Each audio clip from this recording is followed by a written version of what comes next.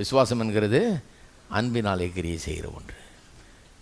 நிறைய நேரத்தில் பெரிய தடை என்ன தெரியுமா? இந்த விசுவாசத்துக்கு நான் நம்மளை பற்றி யோசிக்கிறோமே அதுதான். ஒரு தடவை எனக்கு ஞாபகம் இருக்குது, 2 பேர் வந்தாங்க, புருஷன் மனைவி, பல வருஷமாக குழந்தை இல்லை, பேசிகிட்டு இருந்தாங்க. நல்ல பெரிய படித்தவங்க, நல்லா பெரிய ஆட்கள் பாருங்கள். பேசிகிட்டே இருந்தப்போ நல்ல பெரிய இதில் இருக்காங்க, பெரிய அந்தஸ்தான ஒரு நல்ல பதவியில் இருக்கிறாங்க, உயர்வான ஆட்கள், நல்ல மனுஷர்கள். பேசிகிட்டே இருக்கும்போது அந்த அம்மா தேம்பி அழ ஆரம்பிச்சிருச்சு. ஏன்னா சொந்தக்காரங்க எல்லாரும் கேட்குறாங்க, என் நேரமும் மனசை ரொம்ப வருத்தமாக இருக்குது, எனக்கு இத்தனை வருஷமாக குழந்தை இல்லையே, எப்படி ஆகிடுமோ, குழந்தை இல்லாமலே ஆகிடுமோ அப்படிங்கிற மாதிரிலாம் கேட்குறாங்க. நம்ம வீடு ஆளுங்க தான் சொல்ல வேணாமே, ஏதாவது பூச்சி புழு இருக்குதா அப்படிலாம் கேட்பான். சும்மா கேட்குறது கூட எப்படி கேட்கணும்னு ஒரு இது கிடையாது. இதான் குழந்தை இல்லைன்னு தெரியுது, அப்புறம் போய் அப்படியே கேட்பாங்க. இந்த மாதிரிலாம் கேட்டு வருத்தப்பட நோகடிக்கிறது.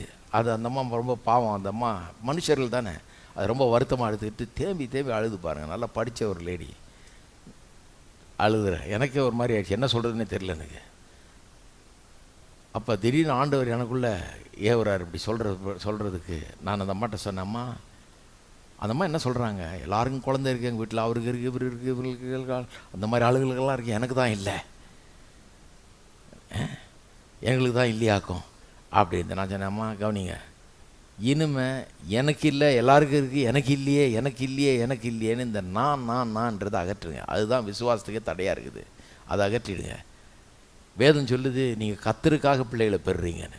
கர்த்தர் சொல்கிறார் எசேக்கியேல் தீர்க்கதரிசன புத்தகத்தில், நீங்கள் எனக்காக பெற்ற பிள்ளைகளை எப்படி போய் நீங்கள் பலியிடலாம், கொடுக்கலாம், எனக்காக பெற்றீங்க, அதை கொண்டு போய் கொல்லலாமா பலிக்கு அப்படின்னு திட்டுறாரு. அப்போ கடவுள் எப்படி பார்க்குறாரு உங்கள் பிள்ளைய, நீங்கள் அவருக்காக பெற்ற பிள்ளைகள்னு பார்க்குறாரு. அப்போ நான் சொன்னேன், உங்கள் ஜெபத்தை கொஞ்சம் மாற்றுங்க, என்னிலேருந்து இப்படி ஜெபம் பண்ணுங்க. ஆண்டவரே, உமக்காக நாங்கள் பிள்ளைகளை பெறுவோம், எங்களுக்கு பிள்ளைகள் பிறந்தால் அது உம்முடைய பிள்ளைகள், உம்முடைய நாமம் மகிமைக்காக உமக்காக அந்த பிள்ளைகள் வளரும், உம்முடைய நோக்கத்தை நிறைவேற்றும், உமக்காக இந்த பூமியில் அந்த பிள்ளைகள் வாழும், உம்முடைய நோக்கத்தை நிறைவேற்றும், அதுக்குன்னு அந்த குழந்தைகளை நாங்கள் அர்ப்பணிப்போம் என்று சொல்லி ஒப்பு கொடுங்கள். அப்படி ஜெபம் பண்ணுங்க.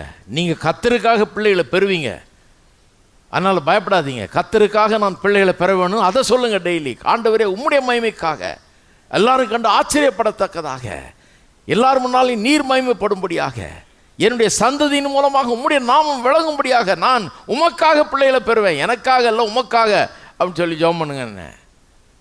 அடுத்த வருஷமே குழந்தை பிறந்தது, இப்போ 2 குழந்தை ஆயிடுச்சு. நான் ஜெபம் பண்ணதுனால இல்லை, விஷயம் அங்கே இருக்குது.